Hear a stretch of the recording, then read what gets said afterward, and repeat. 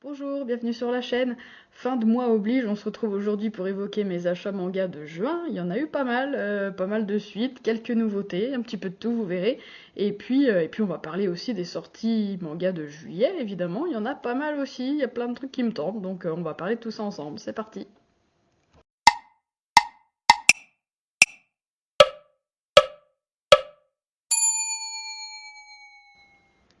J'ai pris l'habitude récemment de passer dans la petite Fnac qui est pas très loin de mon boulot le samedi en rentrant et je me suis laissée tenter par l'offre découverte à 3 € des 2 premiers tomes de Beastars. Euh, j'ai entendu grand bien de cette série un petit peu ancienne maintenant, hein. J'ai pas flashé, j'ai feuilleté, j'ai pas flashé sur les graphismes, loin de là, mais bon, je sais pas, il y a quand même un truc qui m'attire. Donc j'ai pris les 2 tomes, je les ai pas encore lus, mais je suis bientôt en vacances, donc ça ne saurait tarder. Et puis on en reparlera dans une prochaine décade. Par contre, un truc qui m'a un peu plus séduite et que j'ai quasi lu, j'ai trouvé les 2 tomes de Couteau et Piment Vert. C'est une nouveauté, c'est édité chez le Lézard Noir. J'ai découvert que le Lézard Noir faisait des petits formats comme ça. Je savais pas, pour moi c'était tout ce que j'ai de chez eux, c'était plutôt des formats un petit peu plus grands, sans jaquette. Là, il y a une jaquette très rigide, soit dit en passant. Du coup, j'aime bien. Ça me plaît plutôt. J'aime bien aussi sans jaquette. Mais tant qu'à faire, quitte à ce qu'il y en ait une, autant que ça soit un truc un peu costaud. Bref, j'ai flashé un peu devant la cover et je me suis rendu compte donc c'était un manga qui se passe à Kyoto dans les années 50, dans le milieu de l'hôtellerie de la restauration. On va suivre la jeune femme qui est là, dont j'ai oublié le prénom, mais ça va me revenir. Ichika, je crois qu'on l'appelle pas souvent Ichika dans le manga, c'est peut-être pour ça. Il se trouve qu'elle, elle est veuve de guerre, qu'elle s'est fait une place en tant que femme cuisinière dans un restaurant assez réputé, donc c'est déjà une réussite. Et puis elle va se retrouver dans un mariage arrangé avec le jeune qui est là, qui est beaucoup plus jeune qu'elle. Il y a une grosse différence d'âge entre eux. Et lui va se retrouver un petit peu héritier du restaurant de sa famille à elle, donc pas celui où elle travaille, c'est un autre restaurant. C'est un petit peu compliqué, mais il va essayer de redresser la situation financière qui est pas au top. Mais elle est vraiment passionnée de cuisine. Lui, il se sent un petit peu plus gestionnaire dans l'âme, mais il est encore étudiant, donc il y a un petit décalage entre eux. Est-ce que ça va tourner plus autour de la tranche de vie de cuisine? Est-ce que ça va se développer en romance? Pour l'instant, j'en sais rien et je suis quasi à la fin du tome 2. Mais j'ai trouvé ça assez intéressant. On en reparlera évidemment d'un peu plus près dans la prochaine décade, mais niveau dessin, je suis assez séduite aussi. Donc ouais, c'est une petite nouveauté que j'avais pas vu venir. J'ai découvert un peu par hasard sur mon appli Manga Collect. Et comme je suis tombée dessus à la Fnac, qui a pourtant pas un rayon manga oufissime, mais moi dès que ça parle de cuisine, j'avoue que ça m'attire un petit peu. Donc j'étais assez satisfaite de cette lecture, mais on rentrera un peu plus dans le détail dans la prochaine vidéo. J'avais fait une grosse commande à la Fnac. J'ai acheté tout ça ce mois-ci, en plus des 4 tomes que je viens de vous montrer. Ouais, je pense que Japan Expo joue un peu et il y a beaucoup de suites qui m'intéressaient courant juin. Il y a plein de nouveautés que j'ai pas achetées du coup parce que voilà, j'ai déjà pas mal de choses. Ça c'est une nouveauté j'avoue et je l'ai même lu hier dans la foulée. Ça s'appelle Petit requin. C'est très choupi, il faut que je vous montre. Donc c'est tout en couleur. C'est des histoires très courtes de 4 ou 5 pages en moyenne.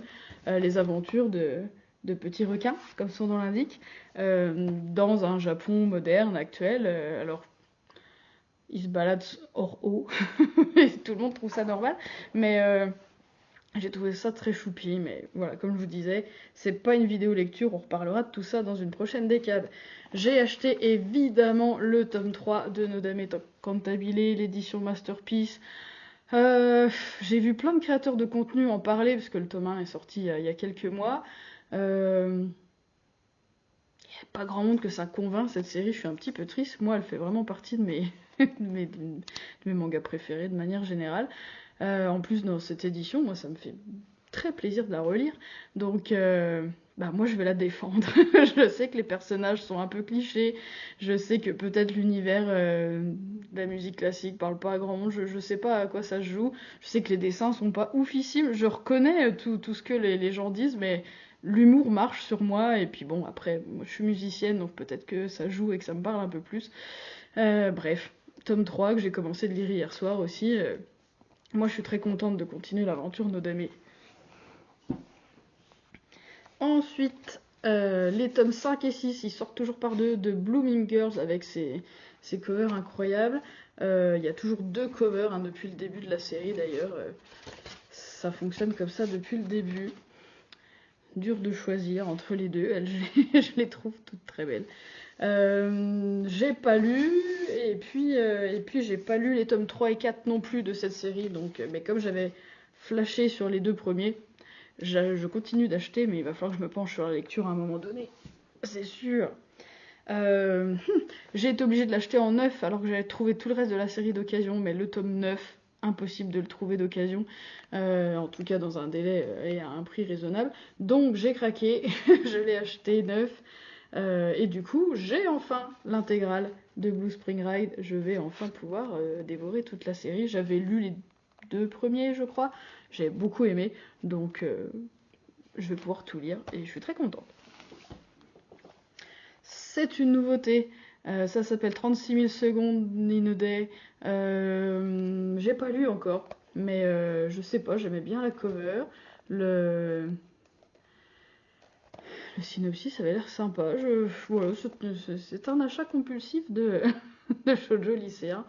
C'est vrai que j'en fais rarement sans feuilleter parce qu'il y a tellement de shoujo lycéens, et puis bon, à l'âge que j'ai, je commence à préférer des séries, des romances un petit peu plus adultes. Donc du coup, ce qui décide en général du fait que j'achète ou pas, c'est plutôt les graphismes. Et puis là, non, j'ai acheté sans feuilleter, mais j'aime plutôt bien. J'aime plutôt bien, donc je pense que ça va être sympa. Évidemment, le tome 6 de Katsu, je vais pouvoir me faire un marathon et relire. Je crois que j'avais lu les 2 premiers. Je vais certainement relire en diagonale les 2 premiers pour aller plus vite et puis m'enchaîner 3, 4, 5, 6. Ça va être très très bien. Ça me fait très plaisir aussi, ça. Ça promet de bons moments de lecture. Ça aussi, ça promet un bon moment, le tome 4 de The Blue Flowers. J'ai beaucoup aimé les 3 premiers. On est toujours dans une fabrique de céramique traditionnelle au Japon, et avec la romance naissante entre les 2 que vous voyez là. Lui, il est céramiste, du coup. Elle est peintre sur céramique. Au début, ça fait des étincelles. Et évidemment, ils vont réussir à se comprendre et à travailler ensemble. Et forcément, il y a des sentiments amoureux qui vont se développer. C'est quand je vous disais que je me lasse un peu des shoujo lycéens, mon cœur se tourne vers ce genre de romance un petit peu plus adulte dans le monde du travail.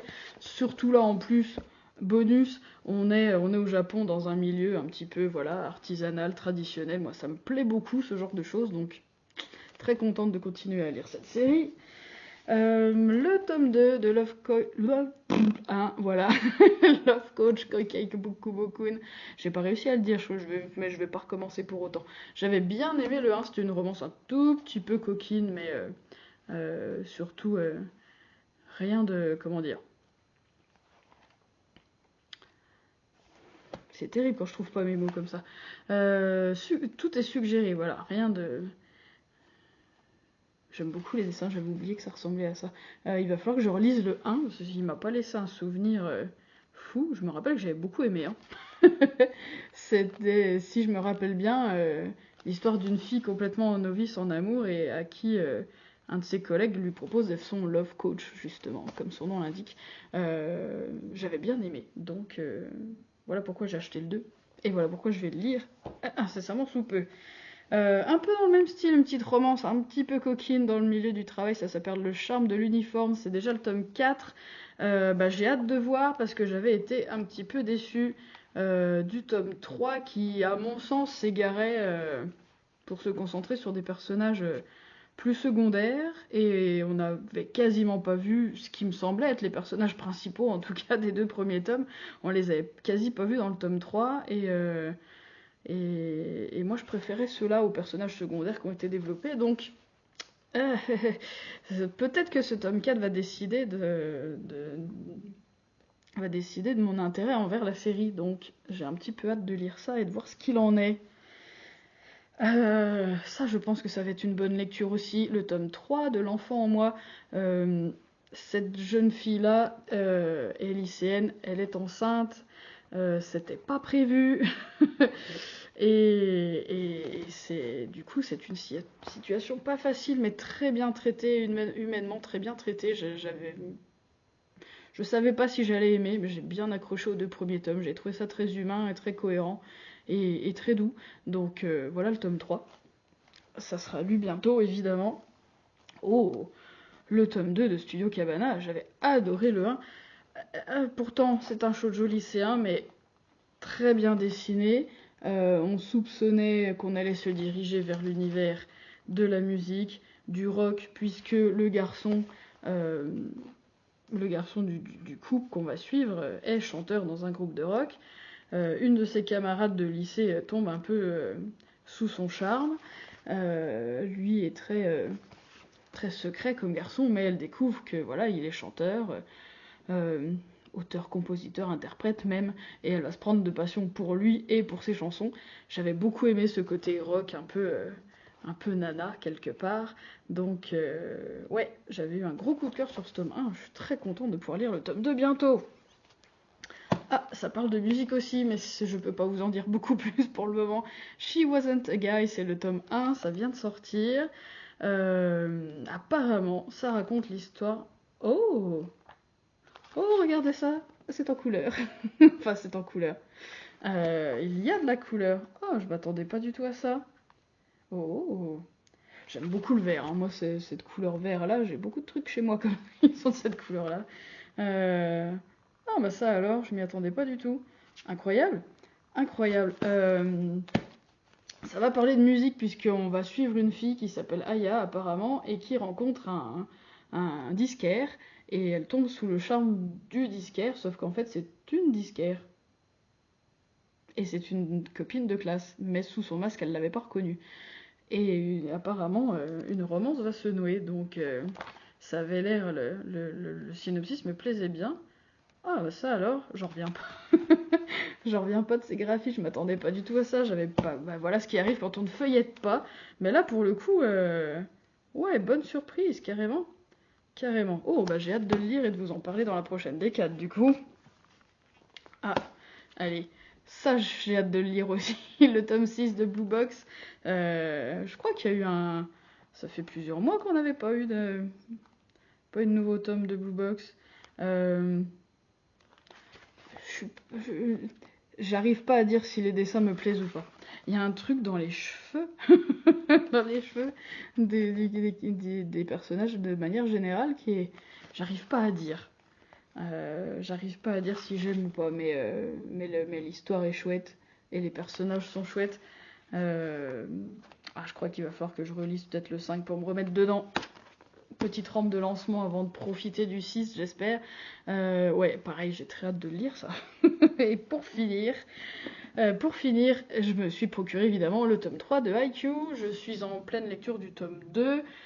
C'est des gros bébés, des tomes doubles, voire un peu plus. Et c'est une lecture assez dense, hein, malgré... Enfin, on pourrait se dire qu'un manga de sport, peut-être, il y aurait moins de trucs à lire. Non, non, c'est assez bavard. Hein. C'est assez bavard, mais comme je vous disais dans les vidéos précédentes... comment dire, j'épouse mon amour pour les mangas de sport que j'ai découvert tout récemment. J'ai lu plein de trucs, j'ai lu Ansel Sakamichi, j'ai lu Haikyuu, je lis Katsu. Je me laisse gagner. Je me laisse gagner. Peut-être Slam Dunk, peut-être qu'il faudrait que je m'y mette. C'est le manga du sport du moment, il me semble. Bref, j'ai déjà bien de quoi m'occuper avec tout ça. Quelle belle pile, je suis très fière. J'ai fait aucune raison d'être fière, mais je suis très contente et ça promet de beaux moments de lecture pour ce mois de juillet. Du coup, à propos de juillet, on va passer à la suite et puis on va évoquer les sorties manga qui m'intéressent. y a pas mal de choses qui sortent en juillet encore, hein. Ça sent vraiment, ça sent le Japan Expo, tout ça. Donc on va parler déjà des suites pour les séries pour lesquelles je suis à jour, normalement, et en achat et en lecture. Et là, ça représente déjà 8 tomes. Je parle par exemple du tome 2 de You're My Soulmate, mais le 1, donc c'est sûr que je vais acheter le 2 avec cette cover incroyable que je trouve très jolie. Les carnets de l'apothicaire, tome 13. Si vous avez suivi la dernière vidéo, je me suis procuré l'intégrale quasi jusqu'au tome 12 des carnets de l'apothicaire. D'occasion, j'ai trouvé tout d'un coup quasi. J'ai encore pas lu, mais ah, ça serait trop bien que je rattrape d'ici là. Je vais voir si je relève le défi. Mais en tout cas, voilà, je suis à jour, donc j'achèterai certainement le tome 13. Ensuite, c'est un tome 13 aussi, je parle de Sons of Life, la cover est très différente des autres, très intrigante du coup. Je suis hyper à jour sur Sons of Life, j'ai l'impression que le 12 est sorti il y a rien de temps, le mois dernier à peine, et il m'avait un tout petit peu déçu, enfin c'était un tome un petit peu filler que voilà que j'ai. Bon, donc du coup je suis très contente que le 13 sorte déjà, hâte que l'histoire avance un petit peu. Ensuite, le tome 3 du Goût des fraises. Je viens d'acheter le 2, je ne l'ai pas encore lu, et je crois que le 4 sort dans pas longtemps, et qu'en tout cas, ça sera le dernier tome, donc peut-être que je vais tout lire d'un coup. À voir. Je ne suis pas encore fixée. Le tome 2 des Chroniques de la mariée de Bretagne, j'ai beaucoup aimé le 1. Donc tant mieux, le 2 sort déjà, c'est parfait, je vais me jeter dessus, très certainement. Le tome 2, le dernier tome de l'Auberge de la Vie. Oui, j'avais beaucoup aimé le tome 1 aussi. J'ai hâte de lire le tome 2 et de comprendre pourquoi la série finit déjà. Parce que en lisant le tome 1, j'aurais bien aimé. Enfin, comment dire. J'ai bien aimé. J'aurais bien voulu que ça dure plus longtemps que 2 tomes. À voir. Du coup, je suis un petit peu curieuse de savoir comment ça se conclut. Le tome 46 de Chihaya Furu. Mon manga préféré, à peu de choses près, tome 46. Je crois que la série finit en 50, il me semble, à peu de choses près. Donc on se rapproche de la fin. Là, on est toujours dans un match au sommet. Le tome 45 était incroyable, captivant. Bref, donc, trop hâte. Trop hâte de lire le 46.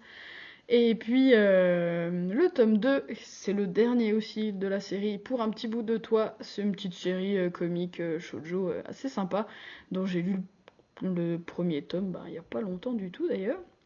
Là, pareil, série très courte. Là, pour le coup, ça ira. Ça m'a amusé, mais je peux passer à autre chose. Ça ira peut-être très bien en 2 tomes. Ensuite, du coup, on va passer aux séries dont j'ai quelques tomes, mais pour lesquelles je ne suis pas à jour, soit en achat, soit en lecture, soit les deux. Par exemple, le tome 15 de Sakura Clear Card Arc, je suis pas à jour du tout, je crois que j'ai que les 3 premiers et je suis pas sûre de les avoir lus.